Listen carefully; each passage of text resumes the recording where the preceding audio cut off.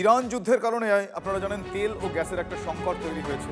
আন্তর্জাতিক বাজারে অপরিশোধিত তেলের দাম বৃদ্ধি পেয়েছে, কিন্তু প্রধানমন্ত্রী তেলের দাম না বাড়িয়ে যোগান অব্যাহত রেখেছে। আমরা তেল গ্যাস ব্যবহারে হ্রাস না টানলে দেশের সমস্যা তৈরি হবে, তাই প্রধানমন্ত্রীর পরামর্শ মেনে চলা প্রয়োজন, এমন মন্তব্য মহারাষ্ট্রের মুখ্যমন্ত্রী দেবেন্দ্র फडणवीस। अमेरिका, इजराइल और ईरान के युद्ध के कारण तेल और गैस की कमी तैयार हुई है। हमारे बाजू के देशों में तो इसकी इतनी किल्लत है और उसके प्राइसेस भी बहुत बड़े हैं, फिर भी हमारे प्रधानमंत्री जी ने बड़े पैमाने पर अपने सप्लाई को अफेक्ट नहीं होने दिया।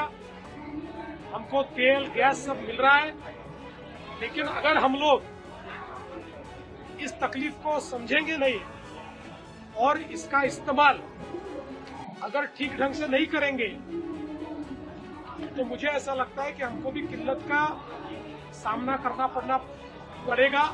इसलिए प्रधानमंत्री जी ने जो कहा है, सारे देशवासी उसके ऊपर अमल करें। আমরা যদি আমাদের আমদানির একটু মনোযোগ সহকারে আমদানির যে কোন কোন আইটেমগুলো দেখি, আমরা দেখব সবথেকে ওপরে আছে আপনার তৈল সামগ্রী বা পেট্রোলিয়াম অয়েল অ্যান্ড লুব্রিকেন্টস বা পিওএল বলা হয়। তারপরেই হচ্ছে গোল্ড ইম্পোর্ট।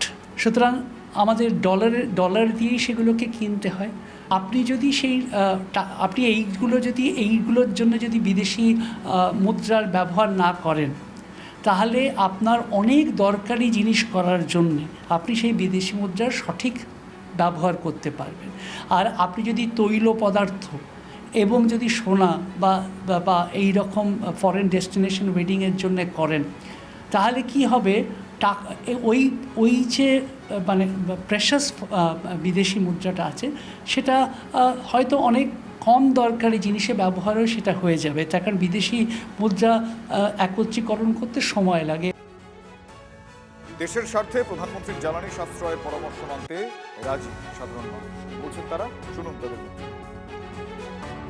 দরকারও আছে না, পেট্রোল ডিজেল যত কম ব্যবহার করা যাবে, দামটা ঠিক রিজনেবল জায়গায় থাকবে। তো তার জন্য তো আমরা যদি গাড়ি সবসময় স্টার্ট করে রাখি, সেটা না করে লোকে, অযথা গাড়ি করে মানে ব্যবহার করা, সেটা না করে লোকে, এগুলো দরকার আছে। অল ওভার ওয়ার্ল্ড অনেক বেশি প্রবলেম আছে। মোদিজি এখন বলছেন, বাট অ্যাজ অ্যান ইন্ডিয়ান এখানে অনেক কম প্রবলেম আছে। তো মোদিজি আমাদেরকে অনেক সেফগার্ড করে চলছেন from a very long time. So it's our duty also that we have to safeguard petrol, diesel and not buy gold, because gold এ অনেক ফরেন রিজার্ভস ওয়েস্ট হয়। তো he is doing a very good job. না, ঠিক আছে, আমাদের তো মানে electric কারের উপরে করা উচিতই, সেটাতে পলিউশন কন্ট্রোল হয়, আর সেটাই ফিউচার আর কি। তো তার জন্যে ওটাতেই আমাদের মানে ফিউচার ভাবা উচিত, আর ওটাই মানে এগোনো উচিত সবাইকে আর কি। একটু মানে সেটাকে মানে মেনে চলতে হবে কি হ্যাঁ চলো ওটা কিভাবে এগোনো যেতে পারে, তো ধীরে ধীরে এটা কনভার্ট হবে। ইলেকট্রিক ব্যবহার করলে তো পেট্রোল ডিজেলের যে সমস্যা আছে সেটার থেকে উপকার হবে মানুষ প্রত্যেকেরই। বাজেটে যে পেট্রোল ডিজেলের অভাবে যেটা দাম বাড়ছে, তার জন্য ইলেকট্রিকের সাশ্রয় হবে পয়সা।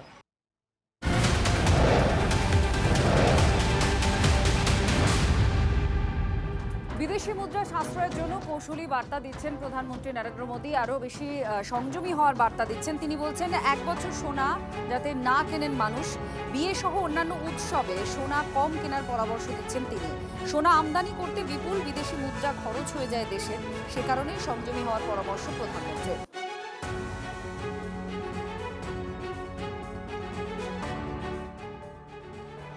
हमें विदेशी मुद्रा बचाने के जो भी रास्ते हम लोग अपना सकते हैं, हमें बचाना होगा। सोने की खरीद एक और पहलू है जिसमें विदेशी मुद्रा बहुत अधिक खर्च होती है। देश हित में हमको ये तय करना पड़ेगा कि साल भर तक घर में कोई भी फंक्शन हो, कोई भी कार्यक्रम हो, हम सोने के गहने नहीं खरीदेंगे। विदेशी मुद्रा बचाने के लिए हमारी देशभक्ति हमें चुनौती दे रही है और हमें इस चुनौती को स्वीकार करते हुए विदेशी मुद्रा को बचाना होगा।